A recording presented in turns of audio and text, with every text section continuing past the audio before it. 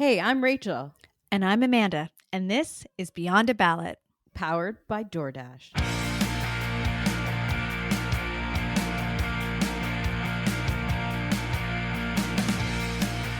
Hello, and welcome to the Beyond a Ballot podcast, a special edition.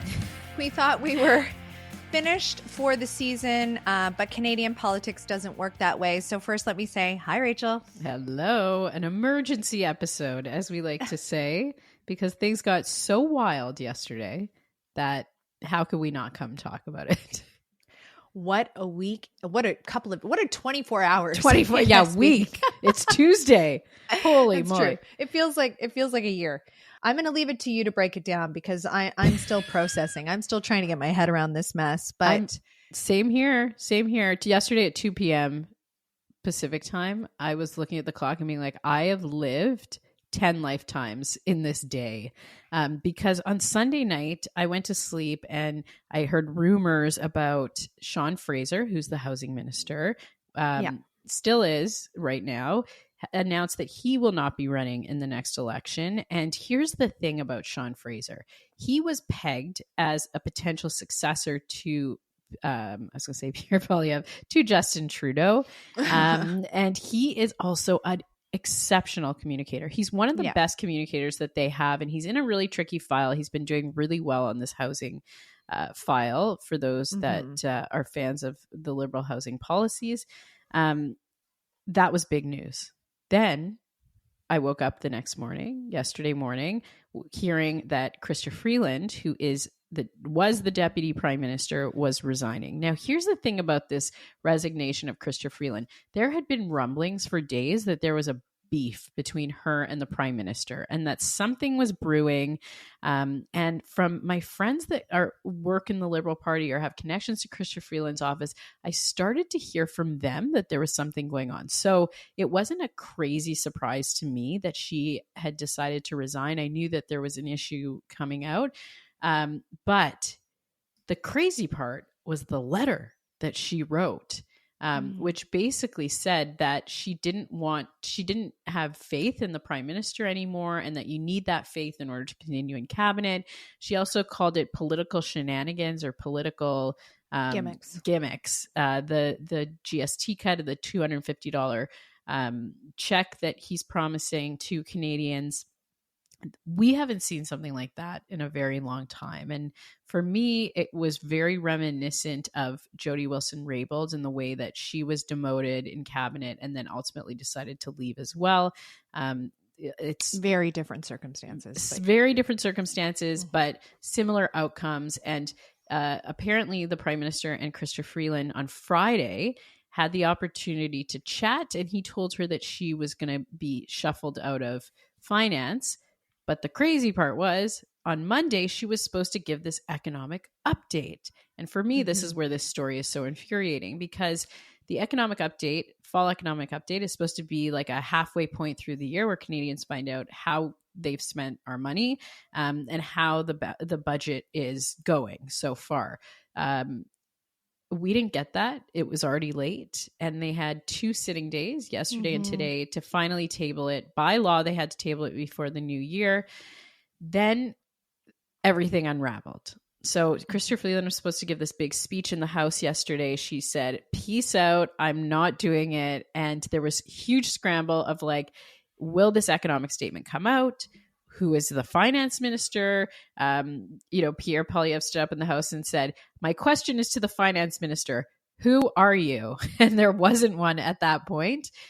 So a bit of a gong show in terms of parliamentary procedure. Ultimately, Katrina Gould, who we've had on the show, who is the government House leader, she ran into the House. She tabled it on a point of order, a question of privilege, or some procedural way of tabling it that isn't the official way of tabling it. And she said, I table this. And then she left. And the opposition said, hey, we want to ask questions. We want to know why we have this massive $61 billion deficit that is $20 billion more than we thought we were going to have. And the speaker said, no, this was tabled on a point of order and you can't ask questions. And for me, that was the biggest loss of yesterday. Wrap it up. I'm telling the longest story here, but like this is the whole thing. Wrap up the day with Donald Trump coming out and tweeting about all of the drama in Canada.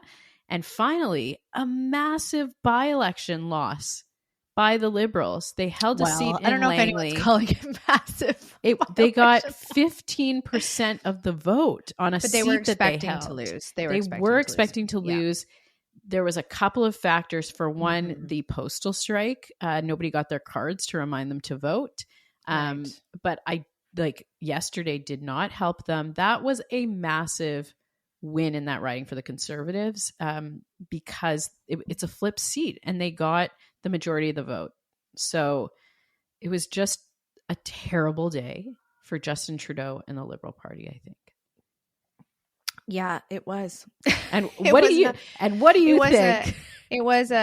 There's this book that my kids read. I think everyone's kids have read. We read when we were kids. It's like the terrible, no good, very bad day or something to that effect. That's what it was. Alexander and the no good, very bad day, something like that. Something like that. Who remembers? I mean, there's not a lot of silver lining on this one, as far as we can tell. But just to be clear, because I think you did a really good job of kind of summarizing these extraordinary events over the last 24 hours. But as we understand it, her resignation comes because she was offered another minister's position within cabinet that she did not want, which would have effectively been, I think people would have seen it as a demotion. And that is why she resigned. So I think you started with the resignation, but I just wanted to. But that's what happened with Jody, right? She went to Veterans Affairs and then she. Yeah, with Jody, I mean, that's a long story that has a lot of other components to it that we could. We'll do a whole other podcast on that one. Maybe they both want to come on and talk about it. I mean, maybe. So, yeah, this one's tricky for me. By way of background, I was the co-chair of Chrystia Freeland's nomination. So I've known her since the beginning when she first was invited to be a part of this big thing. And she jumped in and she's been one of my favorite people in politics. She has her challenges. Communications is not always her strong suit, but she's brilliant and she's been, she's done some really good work for the party, for the government. So it's a big deal to see her leave. And I think because she was the first woman finance minister, that was also a big deal. And I think for many of us looking in, it was such a powerful moment to see her in that position. So it's definitely challenging. There were a lot of things that happened yesterday. I think what ends up happening in situations like these where you feel like there's kind of blindside type information that's being shoveled out is that you spend a lot of time in a bit of a black box. Like you're not sure what's happening. There's a lot of rumors swirling and everyone's waiting for another shoe to drop. Yes. And, Rachel and I, even between ourselves, we were texting and calling each other all day to kind of say like, what have you heard? What have you heard? Exactly. And you mentioned Trump's late night tweet, which was, I'll tell you what he said. The great state of Canada is stunned as the finance minister resigns or was fired from her position by Governor Justin Trudeau. Her behavior was totally toxic and not at all conducive to making deals, which are good for the very unhappy citizens of Canada. She will not be missed! Exclamation 3 or 4 times. What? Yeah. I put on Instagram yesterday. We are one Trump meme away from actual breakdown. And then he did it. This is getting out of control. So and what we understand, although this is just from sources, we understand that the position she was offered was to handle this U.S. relationship. Right. Yeah, I heard that too. I think that's interesting because, Trump doesn't seem to be too sad that he does not seem to be upset that she's that she won't be the person dealing with them. So what do you think this means try to take a partisan hat off. What do you think this means for the Liberals at this juncture? Can I ask you a question first about Sure. Krista because of your connection to her? What do you think this means for Krista Freeland? Because for me, this was interesting that she didn't resign from the Liberals. She was at the cabinet meeting, the caucus meeting last night. Yeah. And she made it very clear that she's going to continue on and she's a team player, which I thought was super interesting. Do you think she stays on to the next election? Does she keep running? I believe she made a comment like that she's going to run again. Well, I think there's been a lot of leadership speculation with Chrystia. And I think right now, we saw Melanie Joly with her big profile in the New York Times. We saw, as you said, Sean Fraser stepping away from his portfolio. Right. We see Chrystia Freeland deciding that she's going to stay on with the party. Some of these could be signs that they're gearing up to run for leadership. And I think Christy we all believe Clark that yesterday Christy Clark was tweeting up a storm. Oh, yeah. Wow. Yeah, she wants it. She was in the mix.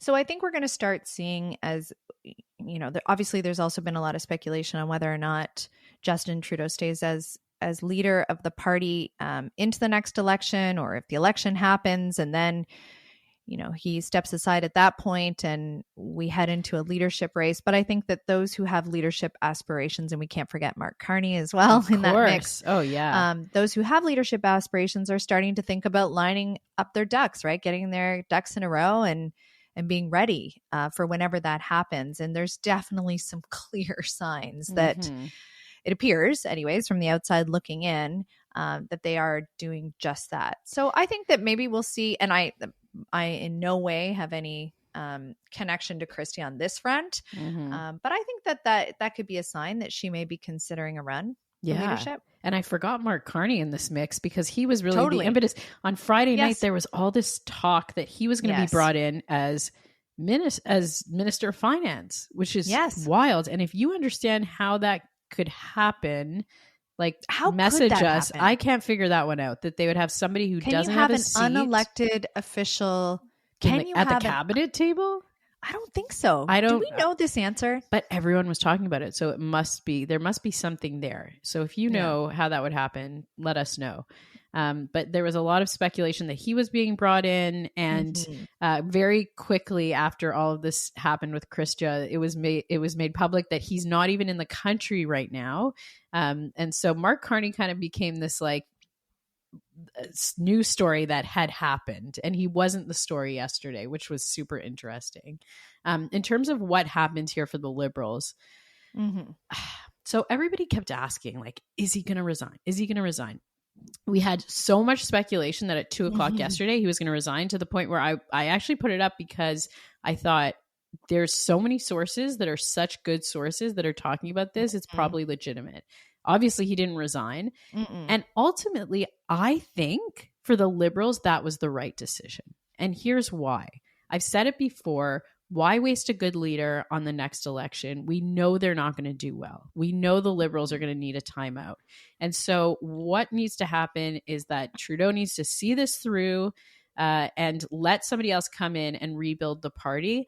At no point yesterday, except that 2 p.m. where I was like, okay, maybe this is actually going to happen, my gut kept saying, no, he's not going to go. And interestingly, for all the craziness that was happening, Trudeau had a very normal-ish day. I mean, he met with his caucus. He went to a Liberal Party fundraiser and gave a speech last night.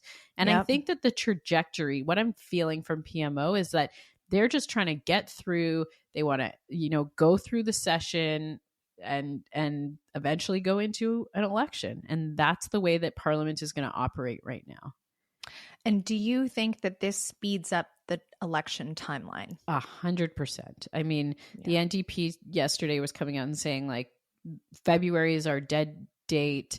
The Bloc has said that they want an election called by the end of January. You have to remember, we're talking, the date is October. So that could be almost another year of this government. Right. And I think everybody's fed up. I would even argue probably the conversations in PMO are okay, what's this runway? How long do we have to keep going and navigating this craziness? So you and I've talked about this a lot, that in 2014 with the Harper government, it felt a little bit like this, but this is a bit more of a circus, I think, because of just the role of cabinet and all of these things that have kind of gone sideways for Justin Trudeau. Yeah. And I think, I still, I feel like sometimes I feel like the last man standing on this too, because I really feel strongly that he should not defect now. I think that I don't think that should happen. I think that to your point, I'm with you. Yeah, you're with me. Yeah. I'm so glad. And the reason for that is exactly the reason you gave. And we've used the end of the Mulrooney government as a good example of this. Right. What happened? New leader Kim Campbell took over the party, went into the next election, lost famously, so was prime minister for a hot second. And we lost the opportunity to have, a first woman prime minister who could have been a great leader. We'll never know because she really didn't get the chance. And that's the challenge with anyone who is going to lead this party, is that heading into an election when you are 20 points down is no easy hill to climb. Yep. And so the likelihood of getting there, I think, is slim to none, and you'll have wasted your shot at the leadership. So I think for anyone who's a serious and viable contender for leader, they want to wait it out too. They're like, let's get this election over. Yeah. Let's hold a leadership race, which, our last leadership race in the party took 5 months, longer, I think. Yeah. And, those races are time consuming. And so there has to be a runway for that. And I think, so as people are like, why isn't he stepping aside? I think these are major reasons that they're considering themselves, giving the next person the best possible shot. It's kind of interesting, though, to think about the Liberals in the next election. Like, do they spend all the money knowing that they're so far behind in the polls? Do they run a full slate of candidates? Like, are they attracting good talent and candidates across the country? There's now 8 cabinet ministers that have said that they won't run again. That calculation is very interesting to me, the positioning of them through the campaign and how they want to come out the other side. Like, you can't go into a leadership race with no money. So if they're going to fight this campaign, and put all that money behind it, and how are donations? Are people going to be donating to the party? I don't know. That's a really, something to think about. But I think this runway is definitely smaller. For those who are listening and wondering, are we in an election? No, we are not. We're not even close. What needs to happen is we need to have some kind of confidence vote. Pierre Poilievre was asking that last night be a confidence vote, but the Liberals would have had to put that on the table. They would have had to say this is a confidence vote. They didn't even vote on the economic statement, let alone debate it. So that didn't happen. But what could happen, and any money bill like the budget is an automatic confidence vote. So the question right now that everyone's looking at is whether or not the government will fall after the budget. And that obviously is up to the NDP and the Bloc, and whether or not they will support the Conservatives if the Conservatives do not support the budget. So I would say... But then do the Liberals table the budget earlier? They could.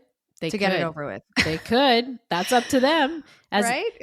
They're the government. They hold all the power, right? So they accept they need friends to survive any confidence vote. The question is, how long will Jagmeet Singh hold on, or will he throw his support towards an election? I'll remind our listeners that his pension is ready to go in February. So you have to wait 6 years to be qualified for your lifelong pension as a member of parliament.